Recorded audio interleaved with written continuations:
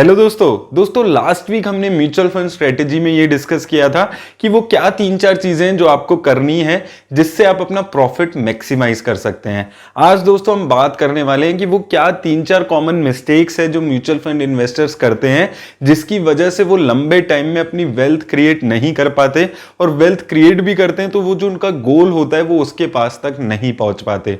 तो दोस्तों सबसे बड़ी गलती जो म्यूचुअल फंड इन्वेस्टर्स करते हैं कि वो अपनी मार्केट की सिचुएशन के हिसाब से एसआईपी को रुकवा देते हैं। कुछ इन्वेस्टर्स होते हैं जो घबराकर जब मार्केट नीचे जाती है तब वो अपनी एसआईपी रुकवा देते हैं, और कुछ इन्वेस्टर्स जो ज्यादा दिमाग वाले होते हैं वो जब मार्केट ऑल टाइम हाई पे जाती है तब अपनी एसआईपी 6-8 महीने के लिए रुकवा देते हैं। अब दोस्तों ये दोनों ही अप्रोचेस गलत हैं। अगर आप जब मार्केट नीचे जाती है तब आप अपनी एसआईपी रुकवा देते हैं तो आपको सस्ते में यूनिट्स नहीं मिल पाएंगी, और अगर आप ये सोचते हैं कि मार्केट ऑल टाइम हाई है, मुझे यूनिट्स महंगी मिलेगी, मैं एसआईपी रुकवा देता हूं, तो आप मिस कर सकते हैं बहुत लंबी रैली। अगर आप ये सोचिए जिसने अपनी इन्वेस्टमेंट रोक दी थी 13,000 जब निफ्टी था, उसने मार्केट की कितनी बड़ी रैली मिस कर दी होगी। तो आपको अपनी इन्वेस्टमेंट जर्नी में ये गलती नहीं करनी है। चाहे मार्केट 17,000 पे जाए, चाहे मार्केट 7,000 पे जाए, आपको अपनी एसआईपी नहीं रुकवानी है। आपको ये चीज हमेशा याद रखनी है, क्योंकि होता क्या है कि जो आप एसआईपी रुकवा देते हैं, मान लीजिए आप 20,000 की एसआईपी करा रहे थे, आपने 6 महीने के लिए वो रुकवा दी, और ऐसा आप 10 सालों में 5 बार करते हैं तो आपने 3 साल तो इन्वेस्ट ही नहीं किया, और वो जो पैसा आपने जमा किया था वो आप इधर उधर खर्च कर देंगे। तो आपकी जो इन्वेस्टमेंट है वो रुक जाती है उस पीरियड में। तो आपको ये गलती नहीं करनी है। मार्केट कंडीशन के हिसाब से आपको अपनी एसआईपी रुकवानी नहीं है। मैं ये मान सकता हूं कि आपका म्यूचुअल फंड अच्छा नहीं कर रहा है तो आपने उसमें से निकालकर किसी और म्यूचुअल फंड में डाल दी, लेकिन मार्केट सिचुएशन के हिसाब से आपको अपनी एसआईपी नहीं रुकवानी है। दोस्तों दूसरी गलती जो अक्सर इन्वेस्टर्स करते हुए आते हैं वो ये है कि मान लीजिए आप एक 30 ईयर ओल्ड है आज, और आप 10,000 रुपये इन्वेस्ट करते हैं। आज आप 50,000 रुपये कमा रहे थे, उसमें से आपने 10,000 रुपये इन्वेस्ट करना शुरू कर दिया। अब आप 10 साल तक 10,000 रुपये ही इन्वेस्ट कर रहे हैं। दोस्तों ये अप्रोच बिल्कुल गलत है इन्वेस्टमेंट की। अगर आप 20% आज अपनी सैलरी का सेव करके एसआईपी करवा रहे हैं तो 10 साल बाद भी जो आपकी सैलरी होगी उसका आपको 20% सेव करके उसको एसआईपी में डालना है। ये अप्रोच गलत होती है जिसमें लोग एक फिक्स अमाउंट एक उम्र में फिक्स कर लेते हैं और उतनी ही एसआईपी हर साल करते हैं। आपकी सैलरी जैसे ही बढ़ेगी आपको उसी प्रोपोर्शन में अपनी एसआईपी भी बढ़वानी है। मान लीजिए आपकी सैलरी 50,000 थी और नेक्स्ट ईयर आपको 10% का इंक्रीमेंट मिलता है, तो 10% का इंक्रीमेंट आपको अपनी एसआईपी में भी करना है। ये चीज आपको अवॉइड नहीं करनी है। आपको ये नहीं सोचना है कि मेरा 10% का इंक्रीमेंट हुआ है तो ये सारा पैसा मैं खर्च करूंगा। ये अप्रोच बिल्कुल गलत है। जैसे आपकी सैलरी बढ़ती है उसी के प्रोपोर्शन में आपको अपनी एसआईपी भी बढ़ानी है। ये बहुत जरूरी है। तो आप लोग इस चीज का जरूर ख्याल रखें।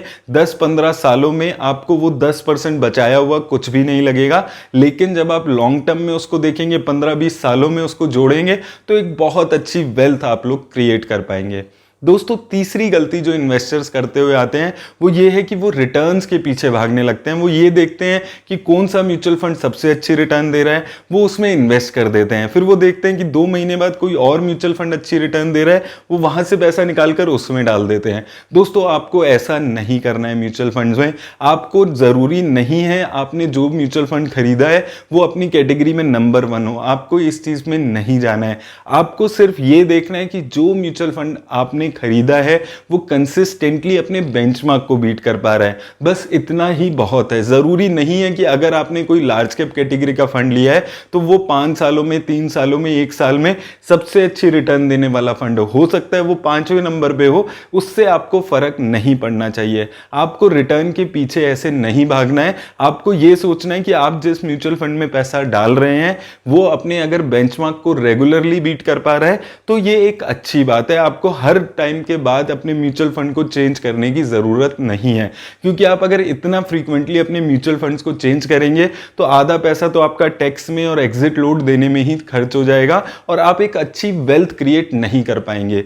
तो मैं आपको ये चीज बार बार बोलता हुआ आता हूं कि आपको रिटर्न देखनी है अपने म्यूचुअल फंड की बेंचमार्क से। आपको ये नहीं देखना है कि वो म्यूचुअल फंड दूसरे म्यूचुअल फंड्स के मुकाबले कैसा कर रहा है। ये जरूरी नहीं है कि आपके पड़ोसी जितनी ही सैलरी आपकी भी हो, आपको अपनी सैलरी देखनी है कि कितनी सैलरी आपकी है और आप कैसे ग्रो कर रहे हैं। तो वही चीज आपको म्यूचुअल फंड्स में भी करनी है। आपको ये देखना है कि वो बेंचमार्क को बीट कर पा रहा है या नहीं कर पा रहा है। That's it. आपको इन चीजों में नहीं जाना है कि आपका mutual fund number 1 mutual fund है या नहीं है, क्योंकि हर म्यूचुअल फंड एक टाइम पे अच्छी रिटर्न देता है और कुछ म्यूचुअल फंड्स एक टाइम पे अच्छी रिटर्न देते हैं। जरूरी नहीं है जो आपने म्यूचुअल फंड खरीदा है वो हर साल हर महीने बहुत अच्छी रिटर्न्स दे।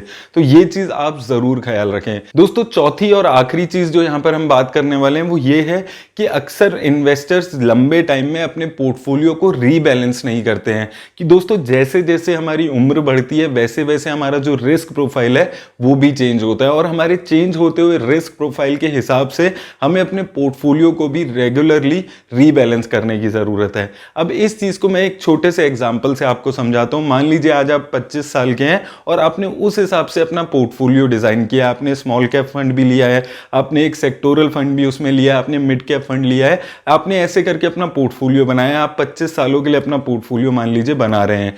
अब लेकिन दोस्तों जब आप 40-45 ईयर्स के हो जाएंगे तो जरूरी नहीं है कि आपका रिस्क प्रोफाइल वैसा ही हो सकता है अब आप स्मॉल कैप में इन्वेस्ट करने वाले इन्वेस्टर ना रहें, तो आपको उस टाइम पे अपने रिस्क प्रोफाइल को देखते हुए अपने पोर्टफोलियो को रीबैलेंस करने की जरूरत है। यानी कि आपने जो स्मॉल कैप में सेक्टोरल फंड में जो पैसा लगाया हुआ है उसको धीरे धीरे निकाल के आपको large cap, large and mid cap और अगर हो सकता है तो डेट फंड में पैसा ट्रांसफर करने की जरूरत है, ताकि जब आप अल्टीमेटली रिटायर हो, आप म्यूचुअल फंड से पैसा निकालें तो आपके रिस्क प्रोफाइल से वो अलाइन हो और आपको जो वॉलेटिलिटी है उस टाइम पे म्यूचुअल फंड्स की उसको आप बर्दाश्त कर सकें। क्योंकि दोस्तों स्मॉल कैप में जो वॉलेटिलिटी होती है वो लार्ज कैप म्यूचुअल फंड्स में नहीं होती है। तो वो एज वाइज बहुत ज्यादा डिपेंड करता है। जैसे जैसे आपकी उम्र बढ़ती है, आपकी कैपिटल बढ़ती है, तो एक कोशिश हमारी ये भी रहती है कि जो कैपिटल आपने अभी तक जनरेट की है वो एक सर्टेन कैपिटल आप प्रोटेक्ट भी कर पाए।